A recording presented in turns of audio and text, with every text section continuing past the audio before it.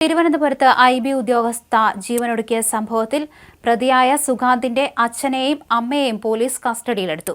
പ്രതി ഇതുവരെ കീഴടങ്ങാത്ത സാഹചര്യത്തിലാണ് ഇവരെ കസ്റ്റഡിയിലെടുത്തത്. പ്രതി ഒളിവിലാണ്.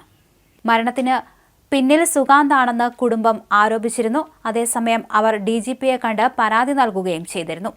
മരണത്തിൽ സഹപ്രവർത്തകനും മലപ്പുറം എടപ്പാൾ സ്വദേശിയുമായ സുഗാന്ത് ഒളിവിലായിരുന്നു. സുഗാന്തിന് ഇതിൽ പങ്കുണ്ട് എന്ന് തന്നെയായിരുന്നു കുടുംബം ആരോപിച്ചത്. സുഗാന്തിനെ കണ്ടെത്താൻ ഇതുവരെ പോലീസിന് സാധിച്ചിരുന്നില്ല. അതേസമയം IB ഉദ്യോഗസ്ഥ ട്രെയിനിന് മുന്നിൽ ചാടി മരിച്ച സംഭവത്തിൽ സുഗാന്ത് സുരേഷിനെ സർവീസിൽ നിന്ന് പിരിച്ചുവിട്ടിരുന്നു. കൊച്ചി വിമാനത്താവളത്തിൽ എമിഗ്രേഷൻ പ്രൊബേഷണറി ഓഫീസറായിരുന്നു സുഗാന്ത്. പ്രൊബേഷൻ സമയമായതിനാൽ നിയമ തടസ്സങ്ങളില്ലെന്ന് വിലയിരുത്തിയായിരുന്നു വകുപ്പുതല അന്വേഷണത്തിന് പിന്നാലെ നടപടിയെടുത്തത്. യുവതിയുടെ മരണത്തിൽ ഇയാളെ പോലീസ് പ്രതി ചേർത്തിരുന്നു. IB ഉദ്യോഗസ്ഥയുടെ മരണത്തിന് പിന്നാലെ കുടുംബസമേതമാണ് ഇയാൾ ഒളിവിൽ പോയത്. സുഗാന്തിന്റെ മുൻകൂർ ജാമ്യാപേക്ഷ കോടതി തള്ളിയിരുന്നു. മാർച്ച് 24-നാണ് തിരുവനന്തപുരം ചാക്കയ്ക്ക് സമീപം റെയിൽവേ പാളത്തിൽ IB ഉദ്യോഗസ്ഥയെ മരിച്ച നിലയിൽ കണ്ടെത്തിയത്.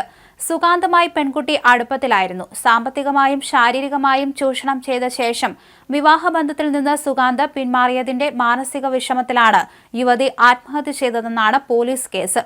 പെൺകുട്ടി ഗർഭചിത്രം നടത്തിയതിന്റെ തെളിവുകളും ഇവർ തമ്മിലുള്ള വാട്സപ്പ് ചാറ്റും ഉൾപ്പെടെ പോലീസിന് ലഭിച്ചിരുന്നു. മരിക്കുന്നതിന് തൊട്ടു മുമ്പും സുഗാന്തിനോടാണ് IB ഉദ്യോഗസ്ഥ സംസാരിച്ചതെന്നും പോലീസ് കണ്ടെത്തിയിരുന്നു.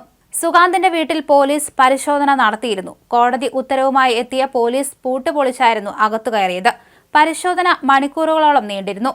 അതേസമയം ഒരു ഹാർഡ് ഡിസ്കും 2 ബാങ്ക് പാസ്ബുക്കുകളും പോലീസ് പിടിച്ചെടുത്തിരുന്നു. സംഭവത്തിന് ശേഷം ഇവർ കുടുംബസമേതമായിരുന്നു ഒളിവിൽ പോയത്. പെൺകുട്ടിയുടെ പണമടക്കം ഇയാൾ കൈപ്പറ്റിയിരുന്നു. ഒടുവിൽ വിവാഹ സമയമായപ്പോൾ അതിൽ നിന്ന് പിന്മാറിയെന്നാണ് കുടുംബം പറഞ്ഞത്. അതിനുശേഷമാണ് യുവതി ആത്മഹത്യ ചെയ്തത്. ചാക്കയ്ക്ക് സമീപം റെയിൽവേ ട്രാക്കിലായിരുന്നു പെൺകുട്ടിയുടെ മൃതദേഹം കണ്ടെത്തിയത്.